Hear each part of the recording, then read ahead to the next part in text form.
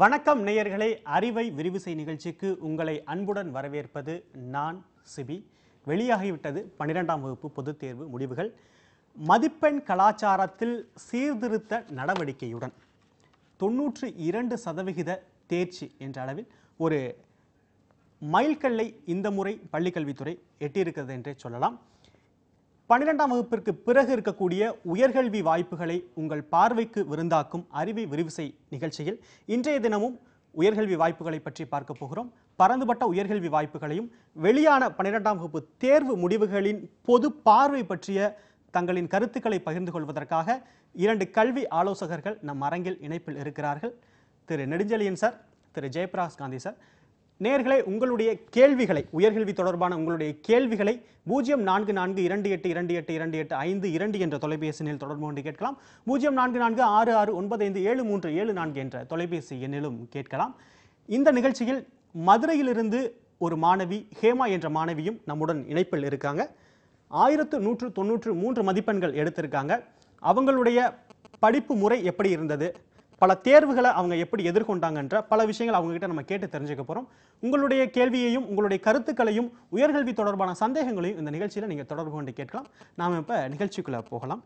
நம்ம அந்த மாணவிகிட்ட பேசுறதுக்கு முன்பாக ஒரு பொதுவான கேள்வியோடு நான் உங்ககிட்ட தொடங்குறேன் நிகழ்ச்சியை.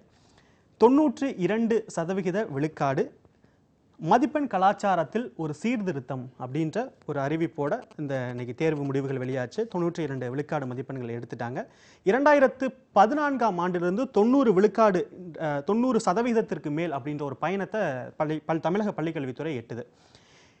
இந்த 92% விழுக்காடுன்றது நம்ம முழுமை அடைந்து விட்டோம், பள்ளிக்கல்வி அந்த தரத்தில், தமிழக பள்ளிக்கல்வியின் தரத்தில் நம்ம முழுமை அடைந்து விட்டோம்ன்ற ஒரு அளவுகோலாக நம்ம எடுத்துக்க முடியுமா? பேசலாம்.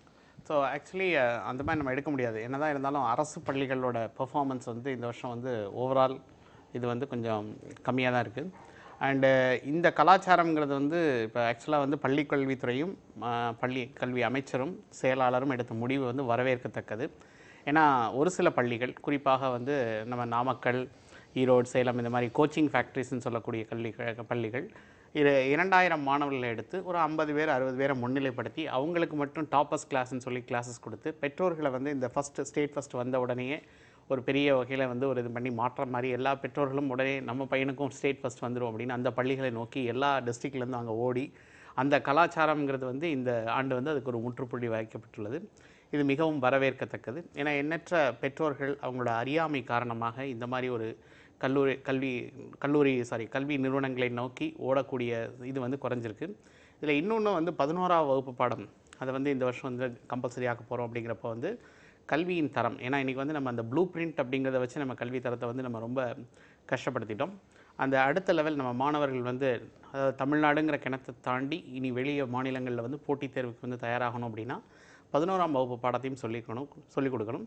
அந்த 11th 12th மாணவர்கள் வந்து படிக்கும்போது என்னை பொறுத்த வரைக்கும் மாணவர்கள் மேலே பிரச்சனைகள் கிடையாது, சிலபஸ் மேலே பிரச்சனைகள் கிடையாது. அந்த மோட் ஆஃப் டெலிவரி அவங்கள்ட்ட கொண்டு போய் சேர்க்கக்கூடிய விதங்களில் தான் நமக்கு வந்து ப்ராப்ளம் இருக்குது. அந்த ப்ராப்ளம் அட்ரஸ் பண்ணுவாங்க. ஏன்னா அந்த பள்ளிக்கல்வியில் வந்து இது ஒரு ஃபஸ்ட்டு ஸ்டெப்பாக இருக்குது. ஒரு இருளிலேருந்து நம்ம ஒரு வெளிச்சத்தை பார்க்க முடியுது. அடுத்து இன்னும் நிறைய வந்து நமக்கு வந்து ஹோப்ஸ் வந்து சேஞ்சஸ் அண்ட் மாறுதல் வழியாக தமிழின் கல்வித்தரம் வந்து அடுத்த லெவலுக்கு போகுங்கிறதுல வந்து ஒரு அட்லீஸ்ட் ஒரு ஹோப் வந்து நமக்கு உருவாகி நம்பிக்கை உதித்து இருக்கிறது அப்படின்னு எடுத்துக்கலாம். திரு ஜெயபிரகாஷ் காந்தி சார், உங்களிடம் ஒரு முக்கியமான கேள்வி இருக்குது. நேற்றைய காலத்தின் குரல் நிகழ்ச்சியில் உங்களுடைய கருத்தை நீங்கள் பதிவு செஞ்சீங்க. மதிப்பெண் ரேங்கிங் இந்த சிஸ்டத்தை கைவிடுவதன் மூலமாக என்னென்ன வகையான சேஞ்சஸ் நடக்குன்ற அடிப்படையில் உங்கள் கருத்தை பதிவு பண்ணீங்க. இப்போ புதிதாக இன்றைய தினம் நாம் பார்க்கும் பொழுது நமக்கு ஒரு வகையான ஒரு புதிய தகவல் கிடைச்சிருக்கு. அவங்க வந்து தங்களுடைய கிரேட் சிஸ்டம் அப்படின்ற ஒரு அடிப்படையில் நம்ம இன்னைக்கு வெளியான அந்த மார்க்கை நம்ம பார்க்க முடிந்தது. 150க்கு மேல் எடுப்பவர்கள் வந்து ஏ அப்படின்ற ஒரு பிரிவுக்கு நடக்கிறாங்க. 151லிருந்து 180 வரை பி அப்படின்ற அடிப்படையில் BCDE அது வரைக்கும் பிரிக்கிறாங்க. இது ஒரு பாகுபாட்டை ஏற்படுத்தாதுன்னு எப்படி நம்ம சொல்ல முடியும்? இல்லை, பாகுபாடு. ஏன்னா சில சமயம் வந்து ஒரு மார்க் கம்மியானால் வந்து இந்த ஸ்கூல் டிசப்பாயிண்ட் ஆகிடுறாங்க, பேரண்ட் டிசப்பாயிண்ட் ஆகிடுறாங்க. இப்போ பையன் டிசப்பாயிண்ட், ஐயோ எனக்கு ஸ்டேட் ரேங்க் போச்சு, டிஸ்ட்ரிக்ட் ரேங்க் போச்சு அப்படிலாம். இப்போ வந்து அது கிரேட், இது வந்து மெயின் ஒரு ரீசன் இருக்குது சார். இந்த கிரேட்னால கண்டிப்பாக இது வந்து ஒரு பெரிய tool, assessment tool for 10th standard finish பண்ண ஸ்டூடெண்ட்டுக்கு 11th பெஸ்ட் ஸ்கூல்ஸ் என்ன, 12th ஒரு மார்க், அதாவது ஒரு பையன் 4 சப்ஜெக்ட்லையும் சென்டம் வாங்கி அவன் ஸ்டேட் வாங்கினா அந்த ஸ்கூல் பெஸ்ட்டுன்னு சொல்லவே முடியாது. மேக்ஸிமம் எத்தனை பேர் டாப் கிரேட் வாங்கியிருக்காங்க அப்படின்னு பார்க்க முடியாது. ஸோ இது வந்து it's like it definitely is going to be a foundation to assess. ஒரு 11th ஸ்கூலில் எந்த ஸ்கூலில் ஜாயின் பண்ணலாம் ஒரு அசஸ்மெண்ட் டூல் வந்து ஒரு பெரிய advantage for 10th standard student. முடிச்சவங்களுக்கு வந்து ஒரு பெரிய அசஸ்மெண்ட் இது. ஏன்னா இனிமேல் வந்து இது பண்ண முடியாது. ஆனால் சும்மா வந்து நான் ஸ்டேட் ஃபஸ்ட்டு வாங்கினேன் அப்படின்னு சொல்லிட்டுலாம் பண்ண முடியாது. அடுத்தது இந்த ஒரு ஆல்மோஸ்ட் 800 ஸ்டூடெண்ட்ஸ் வந்து 1180 மேலே வாங்கியிருக்காங்கன்னா அது we can consider they are the one of the top line அப்படின்னு. ஜஸ்ட் பிகாஸ் ஒரு பையன் வந்து ஒரு மார்க் ஜாஸ்தி வரனால is not the biggest person அப்படின்னு கிடையாது. இந்த ஒரு அந்த டிஸ்கிரிமினேஷன் வந்து போகுது. அடுத்தது இப்போ சார் சொன்னது உண்மை. இந்த ஃபஸ்ட்டு வந்து நீங்கள் ஒரு பையன்கிட்ட போய் கேளுங்க, எங்கள் ஸ்கூலில் எனக்கு பிடிக்காத விஷயம் டிஸ்கிரிமினேஷன், டாப்பர்ஸ் மட்டும் நல்லா இல்லை, இது எல்லாமே இப்போ வந்து கண்டிப்பாக அது அடிபடுது. அடுத்தது சிலபஸ் இனிமேல் வந்து நம்ம மேம்படுத்தணும் இனிமேல். ஏன்னா இனிமேல் வந்து we are heading for a national level competitions. அப்போ நம்ம சிலபஸ் வந்து ஃபேஸ்டு மேனரில் வந்து நம்ம வந்து என்ஹான்ஸ் பண்ணிட்டு போனால் கண்டிப்பாக தமிழ்நாடுடைய கல்வியில் ஒரு மறுமலர்ச்சியை உருவாக்குறதுக்கு வாய்ப்புகள் நிறையா இருக்குது. நிச்சயமா. நேற்றைய தினம் நீங்கள் ஒரு கருத்தை பதிவு செஞ்சிருந்தீங்க. இந்த ரேங்க் சிஸ்டம் மூலமாக ஒழிப்பதன் மூலமாக தனியார் பள்ளிகளுடைய அந்த வியாபாரம்ன்றது ஒரு தடை ஏற்படக்கூடிய ஒரு வாய்ப்பு ஓரளவுக்கு. இப்போ நிறைய தனியார் பள்ளிகளோட தங்களோட வியாபார யுக்தியாக பயன்படுத்துவது வந்து 400 மதிப்பெண்களுக்கு மேலே எடுக்கக்கூடிய மாணவர்கள் இத்தனை சதவீதம் எங்கள் பள்ளியிலேருந்து எடுத்தாங்க, 10ஆம் வகுப்புக்கு விளம்பரப்படுத்துவாங்க, 12ஆம் வகுப்புக்கு விளம்பரப்படுத்துவாங்க. இப்போ இந்த கிரேட் சிஸ்டம் மூலமாக ஏ கிரேட் 180க்கு மேலே எங்கள் பள்ளியிலேருந்து இத்தனை மாணவர்கள் எடுத்தாங்கன்னு சொல்ல முடியாதுன்னு நம்ம எப்படி பார்க்கலாம்? இல்லை அப்படிலாம் கிடையாது. நான் வந்து ஒரு சேலஞ்சே கொடுக்குறேன் சார். ஒரு சிபி சார் நான் சொல்லுவேன், 12th எப்போ தெரியுமா அட்வர்டைஸ்மெண்ட் பண்ணலாம்? 10th ஸ்டூடெண்ட்டில் ஒரு 10th ஸ்டாண்டர்ட் ஸ்டூடெண்ட் எவ்வளோ மார்க் வச்சு அட்மிட் பண்ணாங்க, 12th எத்தனை பேர் அட்மிட் பண்ணாங்க. ஒரு ஸ்கூலில் வந்து 450 மார்க் மேலே வாங்கி 1800 பேர் படித்து 1500 பேர் படித்து 500 பேர் 1100 +2 வாங்குறது பெரிய, அது வந்து இட்ஸ் நாட் அன் அச்சீவ்மெண்ட் சொல்வேன். அப்போ இது வந்து it I rate as equal to government school தான். நீங்கள் 1500 பேருமே நீங்கள் வந்து நான் 1100 வாங்கினீங்கன்னா அந்த ஸ்கூல் பெஸ்ட்டுன்னு சொல்லலாம் இல்லைங்களா? When they advertise, they should have dare enough and the dare enough to publish the 10th and 12th. நாங்கள் 10th இவ்வளோ மார்க் வாங்கி கொடுத்தோம், 12th இவ்வளோ மார்க் வாங்கி கொடுத்துருக்கோம். அப்போ தான் வந்து ஒரு நம்ம வந்து ஒரு ஸ்கூலில் வந்து எவல்யூட் பண்ணுவோம். யாரோ ஒருத்தர் வாங்கி ஒரு மேக்ஸிமம் வாங்குறத வச்சு நம்ம பண்ணவே முடியாது. ஸோ இது எல்லாமே வந்து அதெல்லாம் கவர்மெண்ட் வந்து திங்க் பண்ணி தான் அது வந்து அந்த முறையில் கிரேட் முறையில் கொண்டு வந்திருக்காங்க. சரி, நிச்சயமாக நம்ம தொடர்ந்து நம்ம பேசலாம். ஹேமான்ற அந்த மாணவி மதுரையிலிருந்து நம்ம இணைப்பில் இருக்காங்க, அவங்ககிட்ட கொஞ்சம் நேரம் நம்ம பேசலாம். ஹேமா வணக்கம்மா. வணக்கம். நீங்கள் 1193 மதிப்பெண்கள் எடுத்திருக்கீங்க. உங்களுடைய அந்த அதிக மதிப்பெண்களுக்கு எங்களுடைய வாழ்த்துக்கள். பொதுவாக சில கேள்விகள் மட்டும் உங்ககிட்ட கேட்க வேண்டியது இருக்குது. நீங்கள் வந்து தமிழை ஒரு முதல் பாடமாக எடுத்து இந்த தேர்வை எதிர்கொண்டிருக்கீங்க. இந்த தேர்வில் நீங்கள் கடினம் அப்படின்னு கருதிய பகுதிகள் என்ன? அது எந்த பாடத்தை நீங்கள் வந்து ஒரு டஃப் அப்படின்ற அடிப்படையில் நீங்கள் வந்து பார்த்தீங்க? கடினம்னு குறிப்பிட்டு எந்த பாடத்தையும் சொல்ல முடியாது. எல்லா பாடங்கள்லையுமே ஒரு சில இடங்கள் கொஞ்சம் கடினமாக தெரிஞ்சாலும் அது ப்ராப்பராக சொல்லி கொடுத்துருந்தாங்கன்னா அதை புரிஞ்சிட்டோன்னா அது கடினமாக அதுக்கு மேலே படலை. நிச்சயமாக ஹேமா, அதாவது நீங்கள் வந்து ஆரம்பத்தில் சொன்னீங்க அந்த புரிந்து கொள்ளுதல் அப்படின்ற அடிப்படையில் நீங்கள் நீட் தேர்வுக்கு விண்ணப்பிச்சு அந்த தேர்வு எழுதியிருப்பீங்கன்னு நினைக்கிறேன், அப்படித்தானே? எழுதியிருக்கேன். உங்களால் வந்து இந்த நீட் தேர்வும் நம்ம மாநில பாடத்திட்டத்தில் நீங்கள் வந்து 12ஆம் வகுப்பு தேர்வு எழுதுறீங்களா, இது ரெண்டையும் உங்களால் அனலைஸ் பண்ணி பார்க்க முடிஞ்சா? நீங்கள் எப்படி அதை புரிஞ்சுக்கிட்டீங்க? அதை எப்படி நீங்கள் அது ரெண்டையும் இந்த 2 பாடத்தை நீங்கள் 12ஆம் வகுப்பு எழுதின பாடத்தையும் நீங்கள் சமீபத்தில் எழுதி முடிச்சிங்களா அந்த நீட் தேர்வு, இது ரெண்டையும் நீங்கள் வந்து எப்படி ஒப்பிட்டு பார்க்குறீங்க? எங்கள் சிலபஸில் இருந்த கொஷின்ஸை என்னால் எழுத முடிஞ்சது. அது கொஞ்சம் ட்விஸ்ட் பண்ணி கேட்டிருந்தாலும் கான்செப்டுவலாக படிச்சிருந்ததுனால 12th அதே இதை என்னால் நீட்டில் அப்ளை பண்ண முடிஞ்சது. சிபிஎஸ்சி சிலபஸில் இருந்த கொஷின்ஸை எங்களால் அட்டெம்ப்ட் பண்ண முடியல. என்ன காரணம் அப்படின்னு நீங்கள் நினைக்கிறீங்கம்மா? எதுக்காக அந்த ஒரு பர்டிகுலர் எந்த வகையான கேள்விகள் உங்களை வந்து அந்த உங்களுடைய அந்த கடினத்தன்மையாக நீங்கள் கருதுறதுக்கு காரணமாக இருக்குது? அது ஒரு சிலபஸில் ஒரு பர்டிகுலர் கான்செப்டுக்கு சில எக்ஸாம்பிள்ஸ், இப்போ ஒரு சில எக்ஸாம்பிள்ஸ் எங்கள் சிலபஸில் இருக்கும், அந்த சிலபஸில் வேறு சில எக்ஸாம்பிள்ஸ் இருக்கும். இந்த மாதிரி சில கான்ட்ரவர்சிஸ் இருக்கிறதுனால அந்த சிலபஸ் பேஸ்ட் கொஷின்ஸை எங்களால் எழுத முடியல. சரி, இப்போ நீங்கள் தேர்வு எழுதி முடிச்சிட்டிங்க. ஆல்மோஸ்ட் 12ஆம் வகுப்புன்ற அந்த ஒரு கட்டத்தை அந்த பருவத்தை கடந்துட்டீங்க. உங்ககிட்ட நீங்கள் நிச்சயமாக தைரியமாக இந்த கேள்விக்கு நீங்கள் பதில் சொல்லலாம். நம்ம பாடத்தை மாற்றிடலாம் அப்படின்ற ஒரு எண்ணம் வந்து நீங்கள் நீட் தேர்வு எழுதும்போது உங்களுக்கு தோன்றுச்சா? நீட் தேர்வு எழுதும்பொழுது உங்களுக்கு இந்த 12ஆம் வகுப்பு பாடத்தை ஒரு பெரும் மாற்றத்துக்கு உள்ளாக்கணும், இதை ஒரு சேஞ்ச் ஓவர் பண்ணலாம் அப்படின்ற ஒரு எண்ணம் உங்களுக்கு தோணுச்சா? கொஞ்சம் அப்டேட் பண்ணணும்னாலும் இது அவ்வளோ டிராபேக்ஸ் இருக்கிற சிலபஸா எனக்கு தெரியல. சரி ஹேமா, தொடர்ந்து நீங்க நிகழ்ச்சியில நாங்க படிச்சப்ப எல்லாமே இது ஓரளவு நீங்க எந்த பள்ளியில படிச்சீங்க ஹேமா? நான் COA matriculation higher secondary school மதுரையில படிச்சேன். சரிங்க. நீங்க வந்து இந்த 12ஆம் வகுப்புன்ற பயிற்சியை நீங்க எப்பயிலேருந்து தொடங்குனீங்க? உங்களுக்கு இந்த 11ஆம் வகுப்பு பாடம் முழுமையா வந்து உங்களுக்கு கற்றுக் கொடுத்தாங்களா? முழுமையா இந்த பாடத்தை நீங்க வந்து உங்களால படிக்க முடிஞ்சா?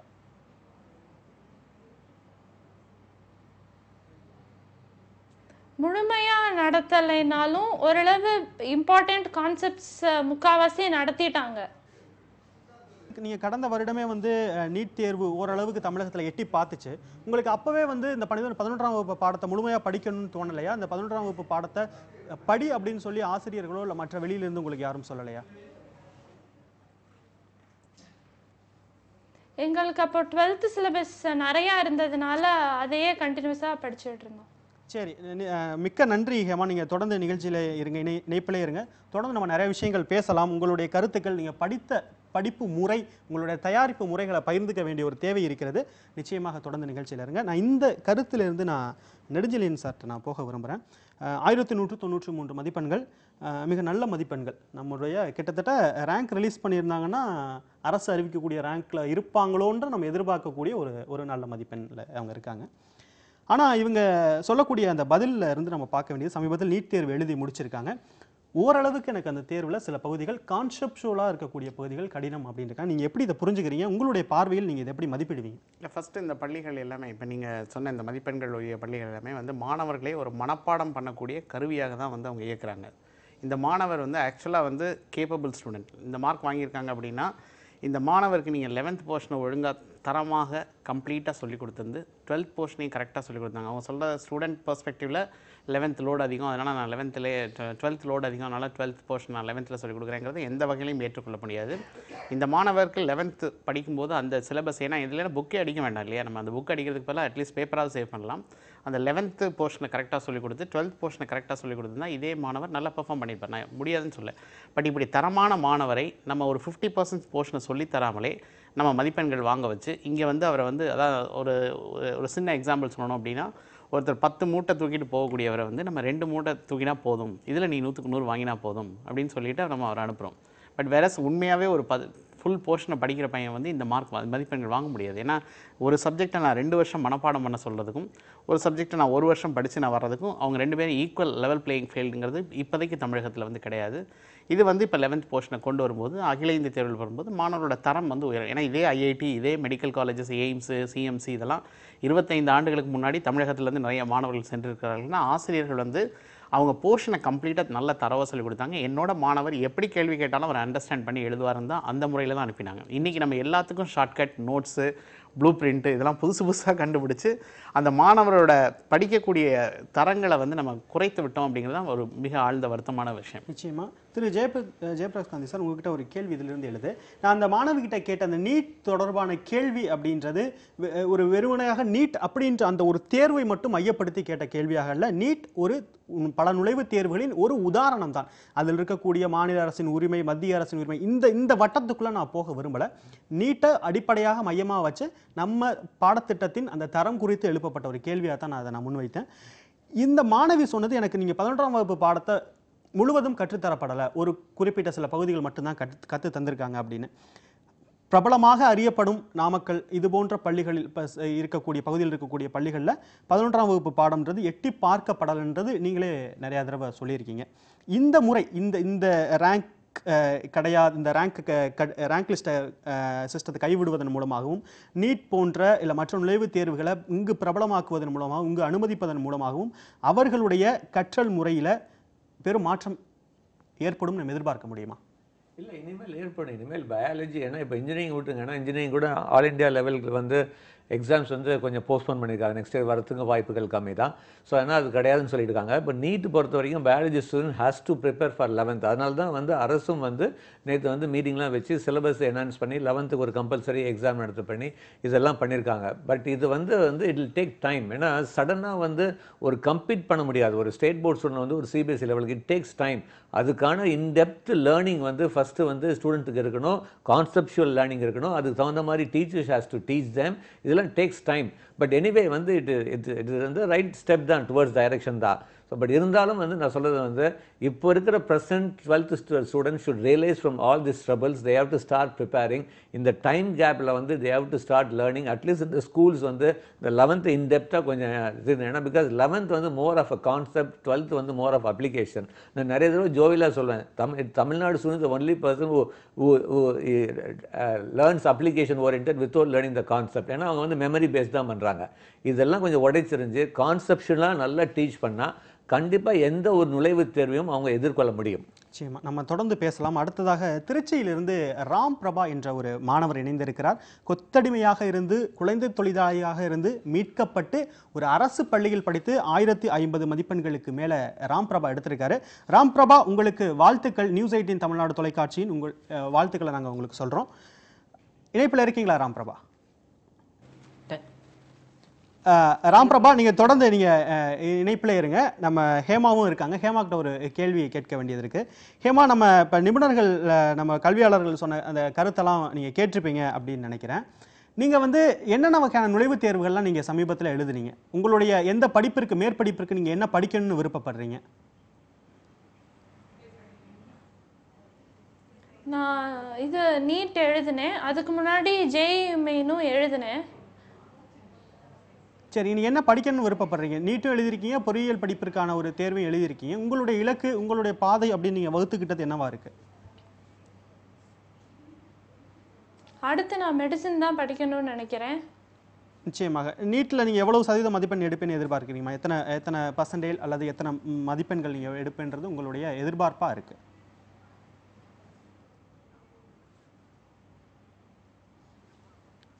அது அட்டென்ட் பண்ணியிருக்கேன், 50-60% அட்டென்ட் பண்ணியிருக்கேன். சரிங்கம்மா. சரி, நிச்சயமாக ஹேமா, நீங்கள் தொடர்ந்து நிகழ்ச்சியை பார்த்துட்ருங்க. தொடர்ந்து நிகழ்ச்சியில் இணைப்பில் இருங்க. நம்ம ராம் பிரபா இருக்கார். ராம் பிரபா டைம் பேசலாம்.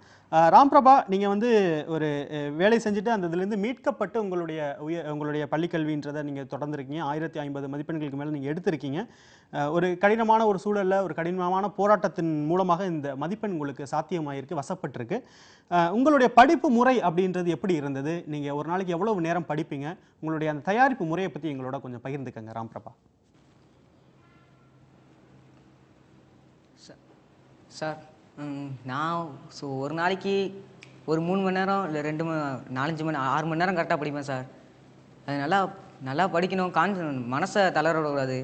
நல்லா மனசை ஃப்ரீயாக வச்சுட்டு படித்தா, நானும் கஷ்டப்பட்டு தான் சார் படித்தேன். டியூஷன்லாம் ஒன்றும் போகல, நானும் நல்லா படித்தேன். கான்ஃபிடென்ட்டாக இருந்தால் நல்லா படித்து எழுதினேன். சக்ஸஸாக அமைஞ்சிச்சு. நீங்கள் திருச்சியில் எந்த அரசு பள்ளியில் படிச்சீங்க? நீங்கள் வந்து உங்களுக்கு 11ஆம் வகுப்பு பாடத்தை முழுமையாக அவங்க கற்றுக் கொடுத்தாங்களா? 12ஆம் வகுப்பு பாடத்துக்கான பயிற்சி, அந்த தேர்வுக்கான பயிற்சி நீங்கள் எப்போலேருந்து எடுக்க ஆரம்பிச்சிங்க? நான் திருச்சியில் வந்து saint Joseph college higher secondary ஸ்கூலில் தான் படித்தேன் சார். சரி. அங்கே வந்து ஆசிரியர்கள் எல்லாமே நல்லா தான் சொல்லி தந்தாங்க. நல்லா கான்சென்ட்ரேஷனோட சார் நல்லா பாடம் நடத்துவார். அது இல்லாமல் இப்போ நாங்கள் சோர்ந்துட்டோம்னா ஏதாவது ஒரு கதை சொல்லி 11ஆம் வகுப்பு பாடத்தை முழுசாக படிச்சிங்களா? 11ஆம் வகுப்பு வரைக்கும் படித்தேன் சார். சரி, இப்போ நீங்கள் வந்து அடுத்த உயர்கல்வியில் என்ன படிக்கணும்னு விருப்பப்படுறீங்க? இந்த நீட்டின் சமீபத்தில் ஒரு தேர்வு நடந்து முடிஞ்சிச்சு, உங்களுக்கு நிச்சயம் தெரிஞ்சிருக்கும். அந்த மருத்துவ படிப்பிற்கான நுழைவுத் தேர்வு, அந்த தேர்வை நீங்கள் எழுதுனீங்களா? வேறு ஏதாவது நுழைவுத் தேர்வை நீங்கள் எழுதியிருக்கீங்களா? இல்லை சார், நான் ஆர்ட்ஸ் ஸ்டூடெண்ட் தான், பிகாம் தான் படிக்கிறேன். காமர்ஸ் தான் ஒன்லி. சரி, நிச்சயமாக நீங்கள் வந்து கலை படிப்புகளை பற்றி கேட்டிருக்கீங்க. உங்களுக்கு நம்ம அரங்கத்தில் 2 நிபுணர்கள் இருக்காங்க உயர்கல்வி தொடர்பான. உங்களுடைய சந்தேகங்கள், உங்களுக்கு ஏதாவது கைடன்ஸ் வேணும்னா நீங்கள் அவங்கக்கிட்ட கேட்கலாம். சரி சார். உங்களுக்கு மேலே படிக்கிறதுல ஏதாவது சந்தேகம் இருக்குது, மேலே படிக்கிறதுல உங்களுக்கு ஏதாவது ஆசை இருக்குது, விருப்பம் இருக்குது, இந்த படிப்பு அது தொடர்பான சந்தேகம் இருந்துச்சுன்னா நீங்கள் நம்ம நிபுணர்கள்ட்ட கேட்கலாம், கல்வியாளர்கள்ட்ட கேட்கலாம். நான் எனக்கு என்ன ஆசைனா பிகாம் படிக்கணும் சார். பிகாம் படிச்சுட்டு மேலே வந்து சிஏ சார்ட்டர்ட் அக்கௌண்ட் படிக்கணும். அதுக்கு மேலேயும் படித்து ஆடிட்டராக ஆகணும். அதில் தான் எனக்கு ஆசையே. சரிங்க ராம்பிரபா, தொடர்ந்து நிகழ்ச்சியில் இருங்க. நீங்கள் வந்து கிட்டத்தட்ட இந்த 2 மாணவர்களும் 12ஆம் வகுப்பு தேர்வு எழுதிய 2 மாணவர்களும் 2 பேருமே 2 துருவத்தில் இருக்காங்கன்ற அடிப்படையில் நம்மளால் பார்க்க முடியும். அதை நம்ம அப்படி பார்க்கலாம். உங்களுடைய கருத்தை பகிர்ந்துக்கிட்டீங்க எங்கள் கூட. நீங்கள் எப்படி படிச்சீங்க, உங்களுடைய அந்த பள்ளி பருவ முறைகள், தயாரிப்பு முறைகள், இது போன்ற விஷயங்களை கூட பகிர்ந்துக்கிட்டீங்க. உங்களுடைய கருத்துக்கும் வருகைக்கும் மிக்க நன்றி. இருவருக்கும் நன்றி. நம்ம இந்த மாணவருக்கு முதல்ல வந்து உங்களுடைய வழிகாட்டுதலை கொடுத்துடலாம். அதன் பிறகு இதில் அவர் சொன்ன கருத்தின் அடிப்படையில் நம்ம பேச ஆரம்பிக்கலாம். நீங்கள் பேசலாம் சார் முதல்ல. ஓகே, சார்ட்டர்ட் அக்கௌண்டன்ட் உங்களுக்கு பிடிக்கும்னா தாராளமாக நீங்கள் எடுத்து படிக்கலாம். அதுக்கு வந்து நீங்கள் ஃபஸ்ட்டு பிகாம் படிக்கிறதுக்கு உங்களுக்கு லோக்கலில் நல்ல ஆர்ட்ஸ் அண்ட் சயின்ஸ் காலேஜஸ்னால் நீங்கள் சென்ட் ஜோசப் இந்த மாதிரி கல்லூரிகள்லாம் நீங்கள் வந்து பார்க்கலாம். பிஷப் ஹெபர் இதெல்லாம் நல்ல கல்லூரிகள். பட் என்னை பொறுத்த வரைக்கும் கேட்டால் நீங்கள் +2 முடிச்சுட்டு நீங்கள் தமிழ் மீடியத்தில் படிச்சிருக்கீங்க, ஒரு பிகாம் வந்து நீங்கள் சேர்ந்துட்டு அதுக்கப்புறம் பண்ணுறதுனாலும் பண்ணலாம். பட் உங்களுக்கு நல்ல கான்ஃபிடன்ஸ் இருந்துச்சுன்னா நான் சிஏ கிளியர் பண்ணுவேன் அப்படின்னா நீங்கள் டேரெக்டாக சிஏ கூட போகலாம். ஏன்னா அந்த டேரக்ட் ஃபோக்கஸ் க்ரௌடோட நீங்கள் போனீங்க அப்படின்னா கொஞ்சம் நல்லாயிருக்கும். ஏன்னா காமர்ஸ்னாலே நம்ம ஊரில் நிறைய வந்து இது நார்த்தில் வந்து காமர்ஸோட இதே அப்ரோச்சே தனி. இப்போ டெல்லியில் பாம்பேலலாம் காமர்ஸ் தான் ஃபஸ்ட் ப்ரிஃபரன்ஸ் இருக்கும். அங்கே வர்றவங்க எல்லாருக்குமே ஃபோக்கஸ்டாக படிக்கணும், அடுத்த லெவல் போகணுன்னு இருக்கும். இங்கே வந்து நமக்கு சில மிக்ஸ் வந்து கொஞ்சம் ப்ராப்பராக இருக்காது. சில பேர் எனக்கு எதுவுமே கிடைக்கலன்னா காமர்ஸ் வரும் அப்படிங்கிற மாதிரி வருவாங்க. ஸோ அந்த மிக்ஸ் வந்து உங்களுக்கு வந்து டேரெக்டாக சிஏ போகணுன்னு உங்களுக்கு இன்ட்ரெஸ்ட் வந்து நல்ல நம்பிக்கை இருந்தால் தாராளமாக நீங்கள் நேராக சிஏ போயிடலாம். இல்லை எனக்கு வந்து நான் பிகாம் முடிச்சுட்டு நான் அடுத்து போகணும் அப்படின்னா அதுவும் நீங்கள் எடுத்துகிட்டு போகலாம். அந்த டேரெக்ட் சிஏ போகும்போது கூட நீங்கள் கம்பெனி செக்ரட்டரி இந்த மாதிரி கோர்சஸ்லாம் நீங்கள் எடுத்து பேரலாகவும் நீங்கள் வந்து பண்ணுறதுக்கு வாய்ப்புகள் இருக்குது. அந்த மாதிரி நீங்கள் வந்து பார்க்கலாம். நிச்சயமாக. திரு ஜெயபிரகாஷ் சாந்தி சார், நம்ம ராம்பிரபா வந்து மேற்கொண்டு படிக்கணும். அவர் படிப்பதற்கான அரசின் உதவித்தொகைகள், அரசின் சலுகைகள், அரசோட கரம் அவருக்கு எந்த அளவில் பக்கத்தில் இருக்குது? இல்லை, கண்டிப்பாக இந்த மாதிரி ஸ்டூடெண்ட்ஸுக்கு வந்து கவர்மெண்ட் ஷுட் ஸ்பெஷல் கேர். அவரே வந்து விண்ணப்பிக்கலாம், கலெக்டர் மூலமாக விண்ணப்பிக்கலாம். ஃபஸ்ட்டு எங்களுடைய வாழ்த்துக்கள். ஏன்னா வந்து ஒரு இதாக இருந்து இந்த அளவுக்கு மார்க் வாங்கியிருக்காருன்னு. அடுத்தது வந்து இன்னொரு விஷயம் வந்து இப்போ நெடுஞ்செழியன் சார் சொன்ன மாதிரி அவர் வந்து டைரெக்டாக வந்து +2 முடித்தவொடனே வந்து இதுக்கு போகலாம். கண்டிப்பாக சிபிடி எக்ஸாம் எழுதி அதுக்கப்புறம் ஐபிசிசி குரூப் ஏ அதுக்கப்புறம் ஃபைனலு பண்ணும்போது கண்டிப்பாக வந்து ஒரு கரஸ்பாண்டன்ஸ் ஒரு டிகிரி பண்ணுறது பெட்டர். ஏன்னா இப்போ நாங்கள் வந்து ஒரு அனலைஸ் பண்ணும்போது 71% வந்து இப்போ நீங்கள் பார்த்தீங்கன்னா சிஏல வந்து சிபிடி ஐபிசிசி. இப்போ வந்து பிகாம் படித்த மாணவர்கள் கிராஜுவேட் யாராவது இருந்ததுன்னா ஐபிசிசி டைரெக்டாக பண்ணலாம். எங்களுடைய அனாலிசிஸ் பண்ணும்போது 71% மாணவர்கள் ஐபிசிசி பாஸ் பண்ணவங்க 71% வந்து +2 முடிச்சுட்டு சிபிடி போகிறவங்க தான் ஐபிசிசி ஜாஸ்தி கிளியர் பண்ணியிருக்காங்க. பிகாம் முடிச்சுட்டு ஐபிசிசி கிளியர் பண்ணவங்களுடைய வந்து 39% தான். ஸோ இது வந்து very clear cut exposure. That 71%. ஏன் தெரியுங்களா? அந்த சிபிடி கூட படிக்கும்போது it gives a very good foundation to clear IPCC group A group B. BCom படிச்சுட்டு ஐபிசிசி கிளியர் பண்ண முடியும். பட் இப்படி போகிறது வந்து கண்டிப்பாக ஒரு அட்வான்டேஜ். இன்னொரு விஷயம் வந்து இந்த தடவையே வந்து நம்ம அனலைஸ் பண்ணி பார்த்தீங்கன்னா கவர்மெண்ட் கொடுத்த ஸ்டாட்டிஸ்டிக்ஸில் அனலைஸ் பண்ணும்போது சயின்ஸ் குரூப் மாணவர்கள் நிறைய பாஸ் பண்ணியிருக்காங்க. அடுத்தது காமர்ஸு, அதுக்கப்புறம் ஆர்ட்ஸு. இந்த விகம் இருக்குது. இப்படிலாம் பார்க்கும்போது இவருடைய பெர்ஃபார்மன்ஸ் நல்லா இருக்குது. அதுவும் இந்த வருஷம் வந்து போட்டி வந்து காமர்ஸுக்கு கட் ஆஃப் பயங்கரமாக ஏறப்போகுது. காரணம் 8000 பேர் காமர்ஸில் சென்டம், 5000 பீப்புள் அக்கௌண்ட்ஸில் வந்து சென்டம். ஸோ காமர்ஸுக்கு வந்து கண்டிப்பாக இந்த வருஷம் பெரிய பெரிய கல்லூரிகள் வந்து கண்டிப்பாக cut off compared to last. ஏன்னா 8000 centum it's good and 5000 people in accounts. ரெண்டுமே சென்டம் ஆனவங்க எனக்கு தெரிஞ்சு 3000 பேர் இருப்பாங்க. So it's going to be very high. So அதுலேயும் மனசில் வச்சுட்டு அவர் நல்ல கல்லூரி சார் சொன்ன மாதிரி கல்லூரிக்கு முக்கியத்துவம் கொடுத்து பிகாம் பட்டு பிகாமில் ஃபஸ்ட்டு சாய்ஸ் பிகாம். அதுக்கப்புறம் நிறைய பேர் கேட்பாங்க சார் பிகாம் சிஏ பெட்டரா, பிகாம் அக்கௌண்ட்ஸ் பெட்டரா, பிகாம் எல்லாமே ஒன்று தான். But first choice let him take BCom. நிச்சயமாக. நான் இதிலிருந்து ஒரு கேள்வியை நான் நெடுஞ்செழியன் சார்ட்டை கொண்டு போக விருப்பப்படுறேன். நம்ம ஹேமா சொன்ன மாதிரி அவங்க வந்து நீட் தேர்வில் அவங்க இன்னும் முழுமையான ஒரு ஹோப்பில் நம்பிக்கையோடு சொல்லலை, நல்ல மதிப்பெண்கள் வரும் அப்படின்ற ஒரு அடிப்படையில் சொல்லியிருக்காங்க. அவங்களுக்கான 2வது வாய்ப்பு என்ன? அவங்க வந்து அதாவது மருத்துவம் இந்த முறை அவங்க தவற விட்டாங்கன்னா அவங்கனால அவங்களுடைய கற்றல் அந்த தகுதிக்கு அவங்க 1193 மதிப்பெண்கள் எடுத்திருக்காங்க. காத்திருந்து படிக்க முடியுமா? அந்த காத்திருந்து படிப்பு அப்படின்றது இவங்களுக்கு எந்த அளவில் கை கொடுக்கும்?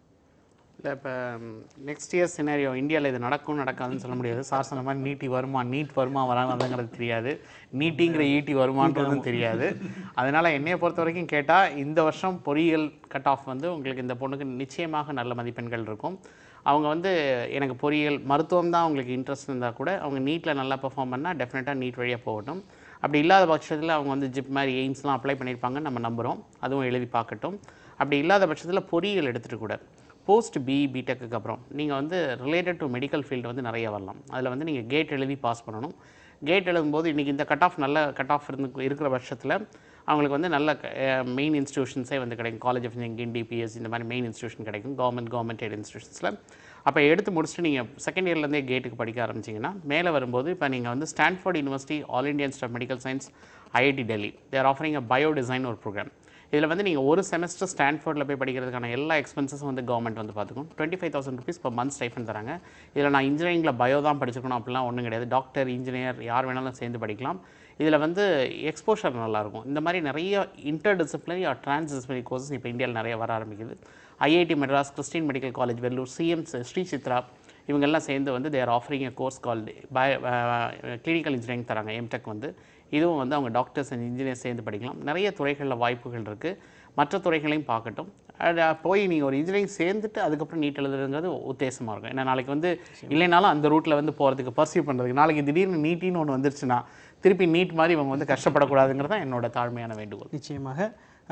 ஹேமா அண்ட் ராம் பிரபா, உங்கள் இருவரின் உயர்கல்வி தொடர்பான ஒரு ஆலோசனையை நம்ம 2 கல்வியாளர்களும் தந்திருக்காங்க. நிச்சயமாக அது உங்களுக்கு பயனுள்ளதாக இருந்திருக்கும்னு நம்புகிறேன். எங்களோட இவ்வளவு நேரம் நீங்கள் பயணித்தீங்க, உங்களுடைய கருத்துக்களை எங்களோட பகிர்ந்துட்டீங்க. உங்களின் கருத்துக்கும் வருகைக்கும் மிக்க நன்றி.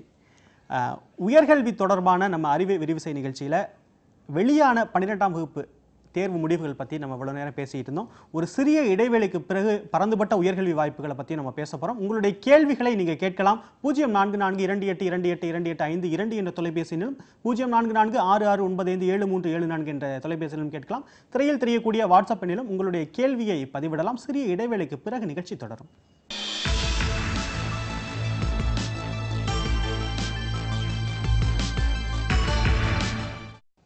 அறிவை விரிவுசை தொடர்கிறது. உயர்கல்வி தொடர்பான உங்களுடைய கேள்விகளை இந்த நிகழ்ச்சியின் மூலமாக நீங்கள் கேட்கலாம். தற்போது நிஷா இணைப்பில் இருக்கீங்கம்மா, உங்கள் கேள்வியை கேட்கலாம்.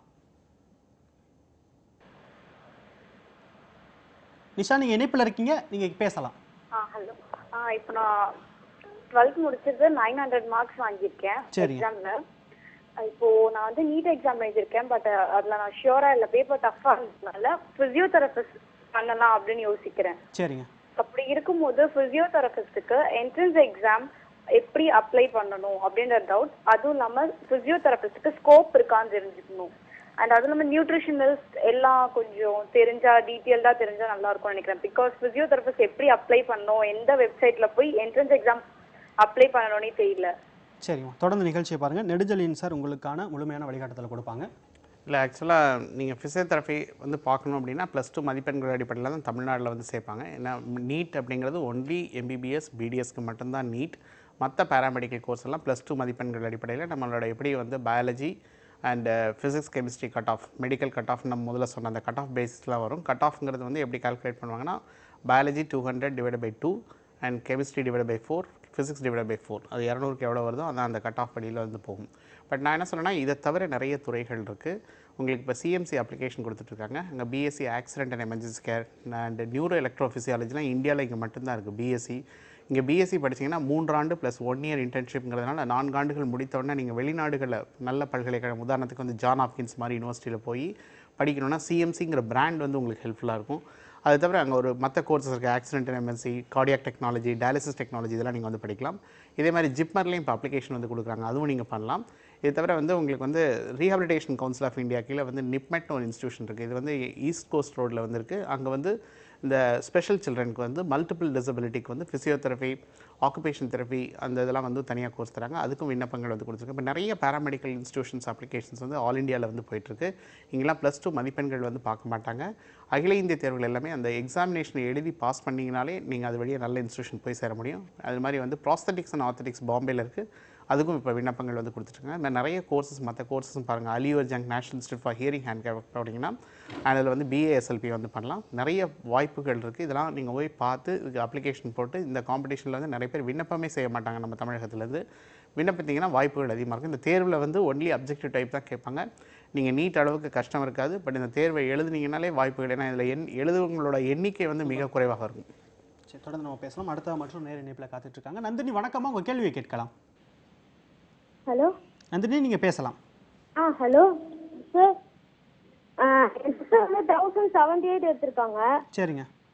அவங்க பயோமெடிக்கல் சயின்ஸ் எடுக்கணும்னு சொல்றாங்க. சரிங்க. அது வீட்ல இருந்து படிக்க முடியுமா? எந்த காலேஜ்ல படிக்கலாம்? அதான் டவுட்.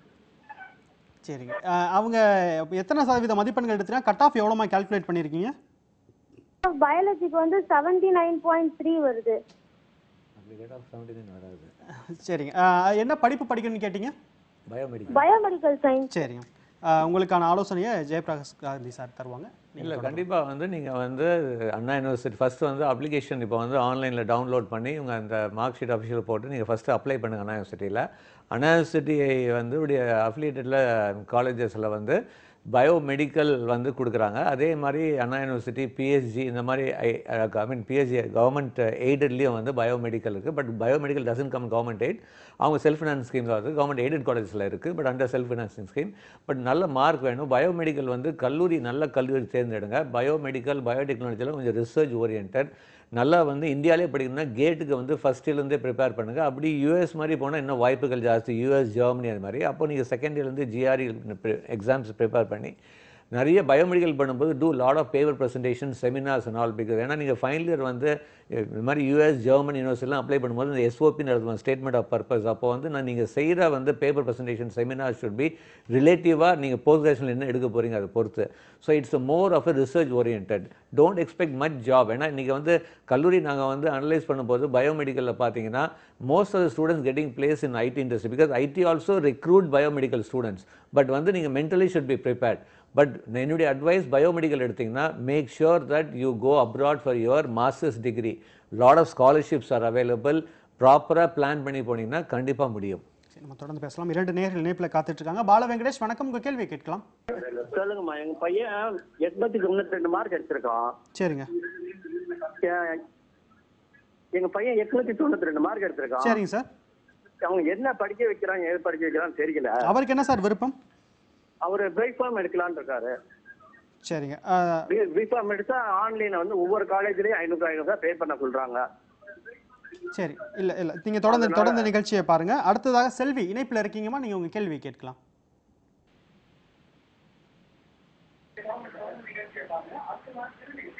செல்வி, நீங்க பேசலாம். நீங்க கேள்வியை கேட்கலாம். ஹலோ ஹலோ வணக்கம்மா, நீங்க பேசலாம். Hello sir. நீங்க பேசலாமா? Hello sir. Hello sir. Selvi, நீங்க பேசலாம். நீங்க பேசலாம். Hello hello. நீங்க இணைப்பில் தாமா இருக்கீங்க, நீங்க பேசலாம். டிவியை பார்க்க வேண்டாம். நீங்க வந்து போன்ல நீங்க உங்களோட கேள்வியை கேளுங்க. சரி, அவங்களுடைய கால் துண்டிக்கப்பட்டிருக்கு. நீங்க கொடுக்கலாம். அவங்களோட பால வெங்கடேஷோட அவங்க வந்து தன்னோட பையனை கேட்டிருக்காங்க. 892 மதிப்பெண்கள் காமர்ஸ்க்கு பார்க்குறாங்க. ஆமாம். இல்லை, பிகாம் நீங்கள் படிக்கிறதுக்கு வந்து லோக்கலில் திருச்சியில் உள்ள எனி அட்டானமஸ் காலேஜஸ் வந்து போங்க. அட்டானமஸ் காலேஜ்னால் வந்து அஃபிலியேட்டட் காலேஜஸை விட பெட்டராக இருக்கும். அட்டானமஸ் கல்லூரிகள் அப்படிங்கிறது வந்து அந்த கல்லூரியே வந்து அவங்களோட பேப்பர் செட் பண்ணி சிலபஸை மாற்றி திருத்தக்கூடிய வாய்ப்புகள் இருக்கும். அதனோட ஸ்டாண்டர்ட் வந்து அஃபிலியேட்டட் காலேஜஸை விட கொஞ்சம் பெட்டராக இருக்குது. அதனால் நீங்கள் லோக்கலில் வந்து திருச்சினா வந்து saint Joseph, bishop Heber, Jamal Mohamed இந்த மாதிரி கல்லூரிகள்லாம் நீங்கள் வந்து பார்க்கலாம். இதில் குறிப்பாக வந்து உங்களுக்கு நீங்கள் மேத்தமேட்டிக்ஸ் எடுத்து படிச்சிருந்தீங்க அப்படின்னா மதிப்பெண்கள் கொஞ்சம் கூட இருந்ததுன்னா பிஷப் வெபர் காலேஜில் வந்து ஆக்சுவரியல் சயின்ஸ்னு ஒரு கோர்ஸ் கொடுக்குறாங்க. ஆக்சுவரியல் சயின்ஸ்னால் என்ன படிப்பீங்க அப்படின்னா இது மேத்தமேட்டிக்ஸ் அண்ட் ஸ்டாட்டிஸ்டிக்ஸ் காம்பினேஷன். ஒருத்தர் ரிட்டையர்ட் ஆகிறாருன்னா அவருக்கு பென்ஷன் எப்படி கால்குலேட் பண்ணணும். இப்போ நம்ம வந்து சென்னையில் வந்து ஒரு ஷிப் மோதின மாதிரி ஒரு ஷிப் வந்து மோதி இதாச்சுன்னா அதுக்கு வந்து லீக் ஆச்சுன்னா அதுக்கு வந்து யாருக்கு ஸ்டேக் ஹோல்டர்ஸ்க்கு வந்து எவ்வளோ வந்து பெனால்ட்டி பே பண்ண வேண்டியிருக்கும், அதுக்கு வந்து எவ்வளோ அந்த ஷிப் கம்பெனிகிட்ட வந்து இன்சூரன்ஸ் எப்படி ப்ரீமியம் கால்குலேட் பண்ணுறது, இதெல்லாம் ஆக்சுவல் தான் படிப்பாங்க. எல்ஐசியில் ஆக்சுவல்னு ஒரு டிபார்ட்மெண்ட் இருக்குது. இந்த பாலிசிஸ் எல்லாம் வருதுன்னா அதுக்கு வந்து பேசிக்கலி எப்படி வந்து உங்களுக்கு வந்து அந்த டேப்லேஷன் எப்படி பண்ணணுன்றதுலாம் அந்த ஆக்சுவல் சொசைட்டி ஆஃப் இந்தியாவில் ஆக்சுவல்ஸ் தான் வந்து பண்ணுவாங்க. அதனால் இதுவும் நல்ல ஸ்கோப் இருக்குது. அப்படி இல்லைனா நீங்கள் ஏதாவது ஒரு கோர்ஸ், நிறைய கோர்ஸ் அகில இந்திய இதில் வந்து இப்போ நீங்கள் வந்து Indian institute of tourism and travel மேனேஜ்மெண்ட்னு மினிஸ்ட்ரி ஆஃப் டூரிசம் கீழே ஒரு இன்ஸ்டியூஷன் இருக்குது. இது குவாலியர், நெல்லூர் இதிலெல்லாம் இருக்குது. அண்ட் கோவா, புவனேஸ்வரில் இருக்குது. இதெல்லாம் டூரிசம் சம்மந்தமாக வந்து படிப்பாங்க. இதில் +2 மதிப்பெண்கள் பார்க்க மாட்டாங்க. அவங்க ஒரு தேர்வுக்கு 70%, இன்டர்வியூக்கு ஒரு 30% வச்சு உங்களை வந்து எடுத்துப்பாங்க. இதெல்லாம் நீங்கள் அப்ளை பண்ணிங்கன்னா டூரிசம்லேயும் நல்ல ஸ்கோப் இருக்குது. நீங்கள் நிறைய வந்து make my trip, IRCTC website வழியாக நிறைய ஸ்கீம்ஸ்லாம் கொடுத்து டூரிசம் நல்ல கவர்மெண்ட் வந்து நல்லா ப்ரொமோட் பண்ணுறாங்க. இது டேரெக்டாக மினிஸ்ட்ரி கீழே வரதுனால உங்களுக்கு நிறைய வாய்ப்புகள் உள்ளது. சரி, அடுத்ததாக கலைவாணி இணைப்பில் இருக்காங்க, அவங்ககிட்ட பேசிடலாம். கலைவாணி, வணக்கமாக உங்கள் கேள்வியை கேட்கலாம். சார், மெடிக்கல் கட் ஆஃப் வந்து தம்பி இது 191.5 வருது. வெட்டினரி கிடைக்குங்களா கவர்மெண்ட்ல? ஒருவேளை தமிழ்நாட்டில் கிடைக்கலன்னா வேற எங்க போய் படிக்கலாங்க சார்? உங்களுடைய கட் ஆஃப் மறுபடியும் சொல்லுங்க. 191.5. என்ன கேட்டகரியிலமா வரீங்க? என்ன பிரிவில் வரீங்க? ஓபிசிங்க சார். ஓகே சரி, தொடர்ந்து நீங்கள் நிகழ்ச்சியை பாருங்கள். திரு ஜெயபிரகாஷ் சார், நீங்கள் இப்போ வந்து வெட்டினரி பார்த்தீங்கன்னா நம்மளுக்கு வந்து நம்பர் ஆஃப் சீட்ஸ் வந்து வெரி லிமிட்டட்மா. ஆல்மோஸ்ட் வந்து ஒரு 240 சீட்ஸ் பக்கம் தான் இருக்குது. இதுக்கு வந்து போட்டி ஜாஸ்தி. இதுக்கு வந்து நம்ம வந்து நீட் எக்ஸாம் வந்து தமிழ்நாடு பொறுத்த வரைக்கும் admission on veterinary based on medical cut off நாங்கள் எக்ஸ்பெக்ட் பண்ணுறது வந்து பிசிக்கு வந்து மினிமம் 196.5க்கு மேலே இருந்தால் தான் வாய்ப்புகள் கண்டிப்பாக கிடைக்கிற வாய்ப்புகள். 191க்கு கண்டிப்பாக வாய்ப்புகள் கம்மி, அதாவது வெட்டினரியில். இப்போ வந்து வேறு ஸ்டேட் அப்படின்னா இந்த வருஷம் வெட்டினரி கவுன்சில் வந்து எக்ஸாம் நடத்தலை. அவங்க வந்து they are going to admit students and for on other state quota வந்து நீட் எக்ஸாம் பேஸ் பண்ணி தான் அவங்க வந்து அட்மிட் பண்ண போகிறாங்க. ஸோ அது நீட்டில் வந்து நீங்கள் மார்க் வாங்கி குவாலிஃபை ஆகி ஓரளவுக்கு மார்க் வாங்கினா நீங்கள் அதர் ஸ்டேட்டில் வந்து ஆல் இண்டியா கோட்டா வெட்டினரியில் வந்து இது பண்ணலாம். இந்த வருஷம் வெட்டினரி கவுன்சில் செப்பரேட்டாக எக்ஸாம் நடத்தலை. They just combine with NEET exam. So நீங்கள் வந்து இப்போ உங்களுக்கு வந்து ப்ரொபோசல் வந்து ஒன்லி பாசிபிலிட்டி வந்து தமிழ்நாட்டில், பட் வந்து சான்சஸ் ரொம்ப கம்மி பிகாஸ் கட் ஆஃப் வந்து கம்மியாக இருக்குது 191. சரி, அடுத்ததாக 2 நேயர்கள் இணைப்பில் காத்துட்டு இருக்காங்க. இந்துமதி வணக்கம், உங்கள் கேள்வி கேட்கலாம். நான் யூஜி முடிச்சிருக்கேன் சார். சரிங்க. இப்போ டான்செட் எக்ஸாம் எழுதிருக்கேன். இப்போ கட் ஆஃப் எவ்வளோ சார் கேட்பாங்க எம்பிசிக்கு? 23.978 ஸ்கோர் பண்ணியிருக்கேன் சார். இல்லை, உங்களோட கேள்வியை மீண்டும் ஒரு முறை பதிவு செய்யுங்க. சார் டான்செட் எக்ஸாம் முடிச்சிருக்கேன் சார். இப்போ சரிங்க. இப்போ அது கட் ஆஃப் டீட்டெயில் எவ்வளோ கேட்பாங்க சார்?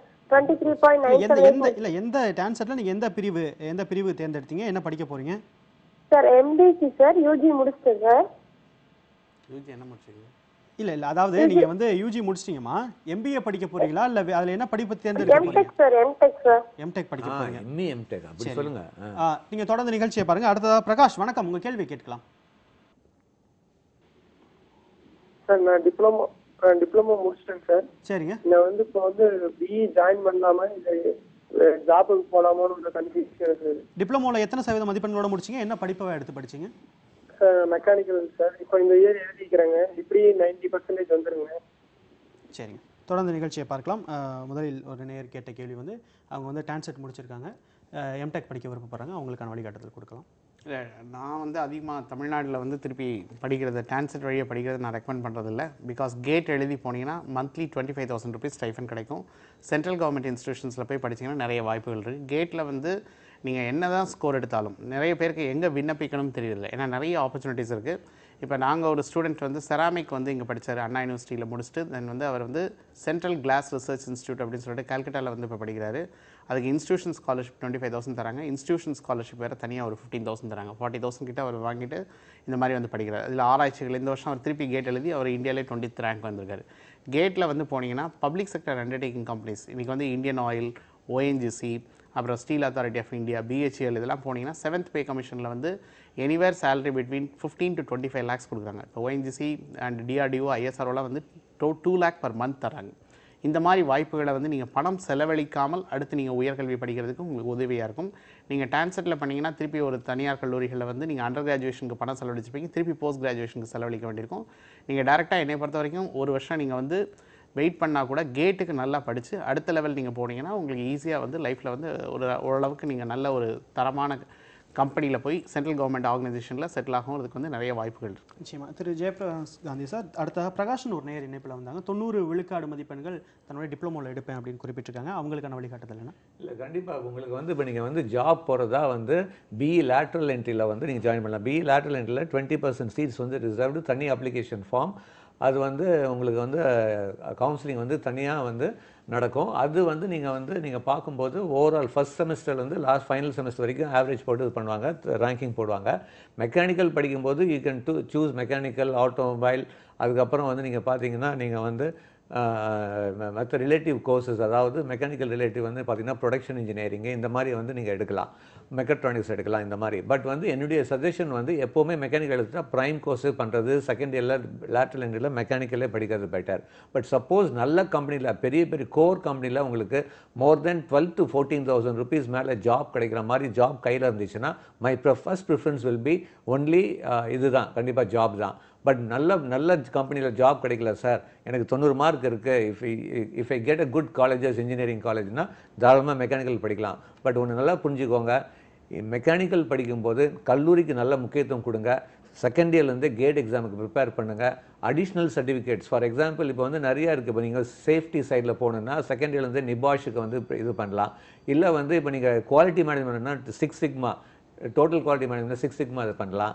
இல்லை வந்து ப்ளம்பிங் சைட் பார்த்தீங்கன்னா international plumbing association give a wonderful certification. இதுக்கெல்லாம் ஹியூஜ் ஆப்பர்ச்சுனிட்டி இருக்குது. ப்ளம்பிங்கில் மெக்கானிக்கல் முடிச்சுட்டு மெக்கானிக்கல் முடிச்சுட்டு ப்ளம்பிங் சர்டிஃபிகேஷன் இருந்துச்சுன்னா ஸோ இந்த மாதிரி அடிஷ்னல் ஸ்கில்ஸ் நீங்கள் வளர்த்துக்கிட்டீங்கன்னா வாய்ப்புகள் ஜாஸ்தி. வெறும் சிலபஸை படிச்சுட்டு வேலையை எதிர்பார்க்குறது இனிமேல் ஃப்யூச்சரில் கொஞ்சம் கஷ்டமாக இருக்கும். ஸோ நீங்கள் படிக்கும்போது நல்ல கல்வியில் படிக்கும்போது இந்த சந்தர்ப்ப சூழ்நிலை ஏற்படுத்தி கொடுக்குறாங்க. அடிஷ்னல் ஸ்கில்ஸ் கற்றுக்கோங்க.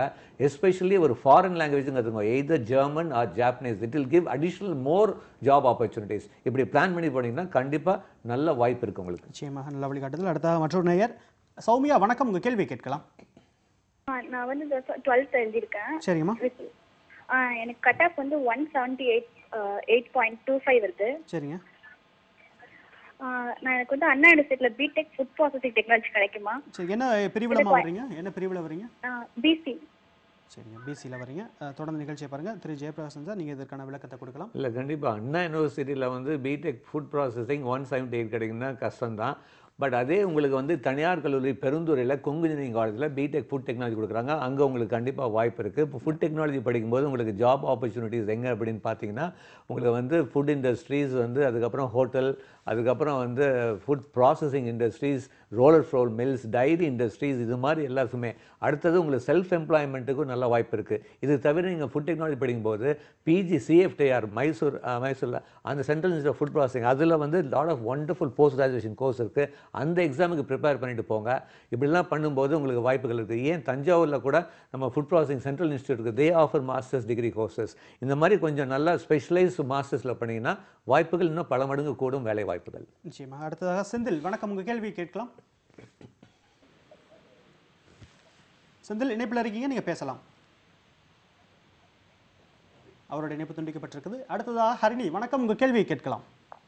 ஹலோ, ஹரிணி. நான் திருச்சியிலேருந்து பேசுகிறேன். சரிங்கம்மா. மெடிக்கல் எம்பிபிஎஸ் தவிர வேற எந்த கோர்ஸ் படித்தா நல்லாயிருக்கும்? சரிங்கம்மா. தொடர்ந்து நிகழ்ச்சியை பாருங்கள். நீங்கள் என்ன எத்தனை சதவீத மதிப்பெண்கள் வாங்கியிருக்கீங்க இப்போ இன்னைக்கு வெளியான தேர்வில்? 912. எத்தனை சதவீதமா? 91. சரி, தொடர்ந்து நிகழ்ச்சியை பாருங்கள். 49.5. சார், அவங்க வந்து மருத்துவம் சார்ந்த படிப்புகளை தான் படிக்க விருப்பப்படுறாங்க. உங்களுடைய சஜஷன்ஸ் என்ன?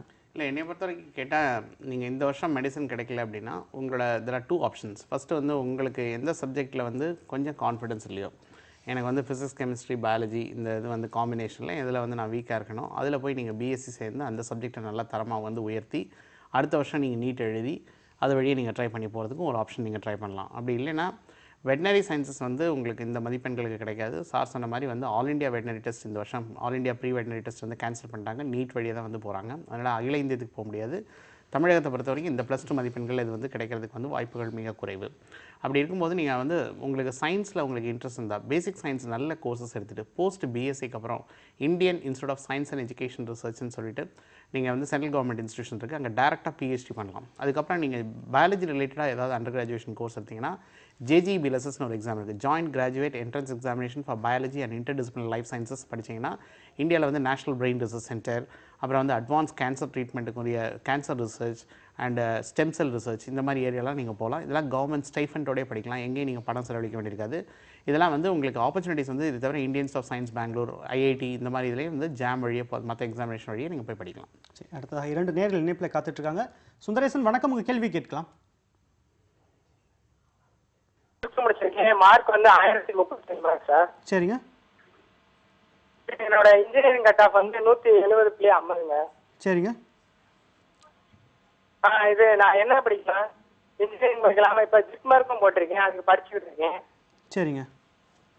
என்ன பிரிவை எடுத்து படிக்க விருப்பப்படுறீங்க பொறியியல்ல? பொறியியல்ல மெக்கானிக்கல் படிக்கலாம்னு இருக்கேன் சார். PC category sir. சரி, தொடர்ந்து நிகழ்ச்சியை பாருங்கள். அடுத்ததாக ஓசூரிலிருந்து சௌமியா, வணக்கம். உங்கள் கேள்வி கேட்கலாம். ஹலோ சௌமியா, இணைப்பில் இருக்கீங்கம்மா, நீங்கள் பேசலாம். என்னோட தம்பி வந்து மெடிக்கல் கட் ஆஃப்ல 194 வாங்கியிருக்காங்க. சரிங்க. சரி, இப்போ வந்து அவனுக்கு வந்து பயாலஜியில் வந்து கூடுமா மார்க் வரும் அப்படின்னு சொல்கிறாங்க. ஸோ ரீவால் போடும்போது அவங்களுக்கு வந்து ஏதாவது முன்னே இருக்க மார்க் ஏதாவது பாதிப்பு வருமா, இல்லை எக்ஸ்ட்ரா மார்க்ஸ் வருமா?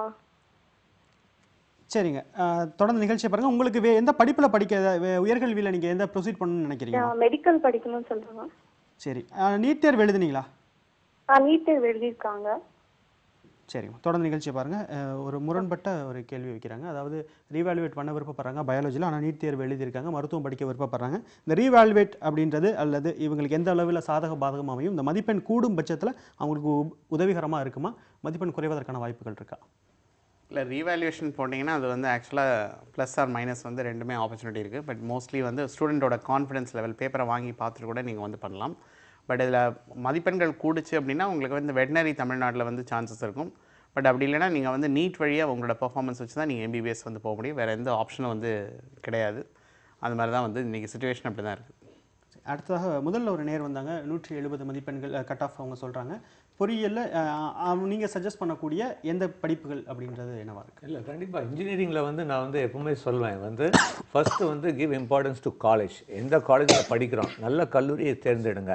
அடுத்தது நான் எப்பவுமே சொன்னீங்க 2021 வெளியே வரும்போது எந்த மாணவர்களுக்கு வாய்ப்புகள் ஜாஸ்தி இருக்குன்னா எந்த மாணவன் சிலபஸை தாண்டி படிக்கிறானோ அவங்களுக்கு வாய்ப்புகள்.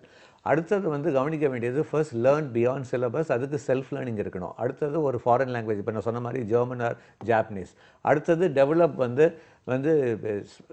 don't only learn only the syllabus and application oriented, learn about the aptitude, இந்த சாஃப்ட் ஸ்கில்ஸ் எல்லாம் சொல்கிறோம், கம்யூனிகேஷன் ஸ்கில்ஸு, அதுக்கப்புறம் ஸ்மார்ட்னஸ், இதெல்லாம் கொஞ்சம் உங்கள் இந்த திறமைகளை கொஞ்சம் வளர்த்துக்கோங்க. அடுத்தது பிரான்ச் அப்படின்னு பார்க்கும்போது ஃப்யூச்சரில் automation taking place, huge automation is taking place ஃப்யூச்சரில். இன்றைக்கி வந்து அப்போ வந்து ஃபஸ்ட்டு சாய்ஸ் வந்து நீங்கள் மெக்கானிக்கல் ரிலேட்டட் பண்ணணும்னா my first choice would be mechatronics. Mechatronics வந்து எடுக்கும்போது மெக்கட்ரானிக்ஸ், ரொபோட்டிக், ஆட்டோமேஷன் அப்படிலாம் வந்து நிறைய தேவைகள் ஃப்யூச்சரில் வரப்போகுது. பட் கல்லூரி ரொம்ப முக்கியம். நீங்கள் ஒரு மெக்கட்ரானிக்ஸ் ஒரு கல்லூரியை ஷார்ட்லிஸ்ட், ஒரு 3 கல்லூரியை ஷார்ட்லிஸ்ட் பண்ணிவிட்டு மெக்கட்ரானிக்ஸ் கொடுக்குற அந்த கல்லூரியை போய் நேரில் போய் பார்த்து ஆய்வு செய்து மெக்கட்ரானிக்ஸ் லேப்லாம் எப்படி இருக்குன்னு, நான் ஒரு கல்லூரி பேர் சொல்ல விரும்பல, அங்கே போய் பார்த்து ரொபோட்டே இல்லை, அங்கே மெக்கட்ரானிக்ஸ் சொல்லி கொடுக்குறாங்க, எனக்கு கஷ்டமாக இருக்குது. இப்போ வந்து நீங்கள் வந்து அந்த மாதிரி வந்து கல்லூரி தேர்ந்தெடுக்காமல் அந்த கல்லூரியில் இருக்கிற ஆய்வகம் போய் பார்த்து நிஜமாகவே ரொபோட்ஸ் இருக்கா, 3D பிரிண்டர்ஸ் இருக்கா, ரொபோட்டிக் ஆப்ரேட்டிங் சிஸ்டம் லேப் இருக்கா, இதெல்லாம் பார்த்துட்டு முடிவு செய்யுங்க. ஏன்னா கல்லூரி நம்ம வந்து ப்ராக்டிக்கல் நாலேஜ் வந்து இன்ஜினியரிங்கில் தேவை. அடுத்தது computer science, IT, electronics and instrumentation, electronics and கம்யூனிகேஷனுக்கு வாய்ப்புகள் ஜாஸ்தி.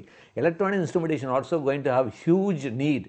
2021 ரிசர்ச் வந்து சேஸ் தட் எவ்ரிபடி வந்து கோயிங் ஃபார் இன்ஸ்ட்ருமெண்டேஷன். அதாவது ஈவன் பேங்கிங்லேருந்து manufacturing sector, so control engineers, ஆட்டோமேஷனில் போகும்போது கண்ட்ரோல் இன்ஜினியர்ஸ், ஸோ எலக்ட்ரானிக்ஸ் இன்ஸ்ட்ருமெண்டேஷனுக்கும் 2021 வெளியே வரும்போது வாய்ப்புகள் நிறையா இருக்குது. ஸோ இதெல்லாம் மனசில் வச்சுட்டு நல்ல கல்லூரி தேர்ந்தெடுங்க, கல்லூரிக்கு முக்கியத்துவம் கொடுத்து எடுங்க. கண்டிப்பாக இன்ஜினியரிங்கில் மிகப்பெரிய வாய்ப்பு காத்துக்கொண்டு தான் இருக்கிறது. நிச்சயமாக நீங்கள் குறிப்பிட்டது போல் ஒரு அடிப்படை கட்டமைப்பே இல்லாத ஒரு கல்லூரியில் ஒரு முக்கியமான படிப்பை எப்படி அனுமதிக்கிறாங்கன்னு தெரியல. அண்ணா பல்கலைக்கழகமும் அகில இந்திய கவுன்சிலும் ஒரு இன்னும் சரியான நடவடிக்கை எடுக்காத பட்சத்தில் இந்த மாதிரியான விதிமுறைகள்லாம் இருக்குன்னு நம்ம புரிஞ்சுக்கலாம். அடுத்த 2 நேர்கள் இணைப்பில் காத்துட்டு இருக்காங்க. சரவணகுமார், வணக்கம், உங்கள் கேள்வியை கேட்கலாம் சார். நீங்கள் பேசலாம். Hello sir. சார், அண்ணன் பையன் வந்து இப்போ இன்ஜினியரிங் கட் ஆஃப் வந்து 194 சார். சரிங்க சார். அதான் இப்போ என்ன காலேஜஸ் வந்து ஒரு டாப் 10 காலேஜஸ் சொன்னீங்கன்னா இப்போ அதில் அண்ணா யூனிவர்சிட்டி கிடைக்குமா, இல்லை தியாகராஜாவில் இசிஏ எய்ம் பண்ணுறாங்க சார் அவர்? நிச்சயமாக. என்ன பிரிவில் வரீங்க? MBC sir. சரி, நிச்சயம் தொடர்ந்து நிகழ்ச்சியை பாருங்கள். இந்த நிகழ்ச்சியில் தனியார் கல்லூரியோட பேரை பரிந்துரைக்க முடியாது, ஆனால் நல்ல கல்லூரிகள், அரசு கல்லூரிகள் நீங்கள் எங்கே படிக்கணும்னு விருப்பப்படுறீங்க அப்படின்றத நம்ம கல்வியாளர்கிட்ட கேட்டு தெரிஞ்சுக்கலாம். அடுத்ததாக பார்கவி, வணக்கம், உங்கள் கேள்வியை கேட்கலாமா? சார், நான் ஜேஇ மெயினில் பாஸ் பண்ணிட்டேன். சரிங்க. இப்போ ஹலோ பேசலாமா? தொடர்ந்து பேசலாம். ஜேஇ மெயினில் பாஸ் பண்ணிட்டேன். இப்போ அட்வான்ஸ்க்காக வெயிட் பண்ணிட்டு இருக்கோம். சரிங்க. இப்போ நெக்ஸ்ட்டு இன்னும் அதோட ஃபீஸ் ஸ்ட்ரக்சர்லாம் என்ன ஆகும், எப்படி என்ஐடி ஐஐடி ஃபீஸ் ஸ்ட்ரக்சர் எப்படிலாம் ப்ரிப்பேர் பண்ணலாம், அதை பற்றி சொல்லுங்கள் சார். சரிம்மா, உங்களுடைய அனைத்து கேள்விக்குமான பதிலை வந்து நம்ம நெடுஞ்செழியன் சார்ட்ட வாங்கிக்கலாம், நீங்கள் அதற்கான விளக்கத்தை கொடுத்துடலாம். இல்லை, ஜேஇ மெயினில் நீங்கள் பண்ணிங்கன்னா ஜேஇ மெயின், ஜே அட்வான்ஸை வச்சு நீங்கள் நிறைய இன்ஸ்டியூஷன் தனித்தனியாக அப்ளை பண்ணணும். இது நல்லா ப்ரிப்பரேஷன் பண்ணுங்கள்.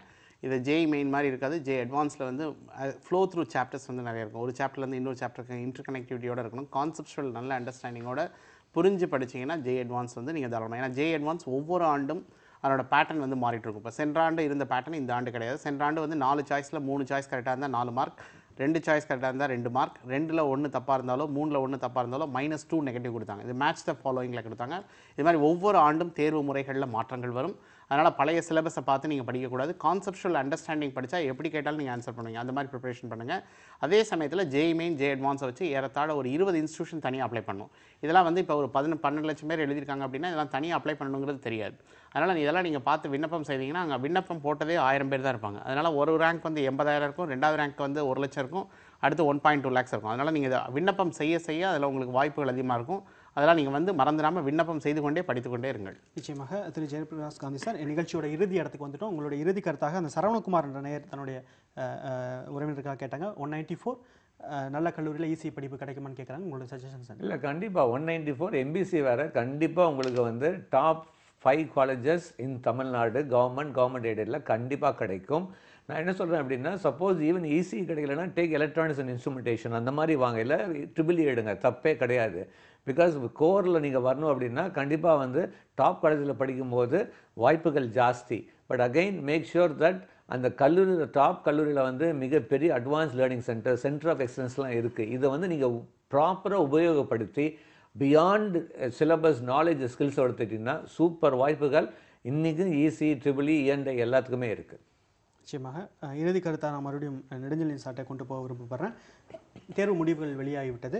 எதன் அடிப்படையில் ஒரு கல்லூரியை அவங்க வகைப்படுத்தணும், எந்தெந்த அம்சங்கள் அவங்களுக்கு மிக முக்கியமான ஒன்று, அவங்களுடைய எதிர்காலத்தை தொடரக்கூடிய ஒரு இடம் இல்லை. கல்லூரிகள் மினிமம் ஒரு 50-60 ஆண்டுகளாக இருந்திருக்கணும். அப்போ தான் ஒரு 50-60 பேட்ச் ஆல்ரெடி இண்டஸ்ட்ரியில் இருப்பாங்க. சீனியர் கனெக்ஷன்ஸ் நல்லாயிருக்கும். அந்த கல்லூரிகள் வந்து தரம் அப்படிங்கிறது வந்து இன்றைக்கி வந்து நீங்கள் ரொம்ப ரேங்கிங் இதெல்லாம் வந்து இருந்தாலும் ஒரு கல்லூரியில் 5000 கம்ப்யூட்டர் வந்து அதை யூஸ் பண்ணாமல் வச்சுருந்தாங்கன்னா அந்த ரேங்கிங்கில் வந்தாலும் கூட அந்த ரேங்கிங்கில் நம்ம பிலீவ் பண்ண முடியாது NIRFல வந்து. அதனால் நீங்கள் வந்து மாணவர்கள் வந்து நல்ல என்ன கோர்ஸ் வேணாலும் படிக்கிறதுக்கான வாய்ப்புகள் நிறையா இருக்குது. இதுதான் அப்படின்னு நீங்கள் ரெஸ்ட்ரிக்ட் பண்ண வேண்டாம். +2க்கு அப்புறம் 80 என்ட்ரன்ஸ் எக்ஸாமிஷனில் 75 என்ட்ரன்ஸ் எக்ஸாமிஷனில் உங்கள் +2 மார்க்கே கன்சிடர் பண்ணுறதில்ல.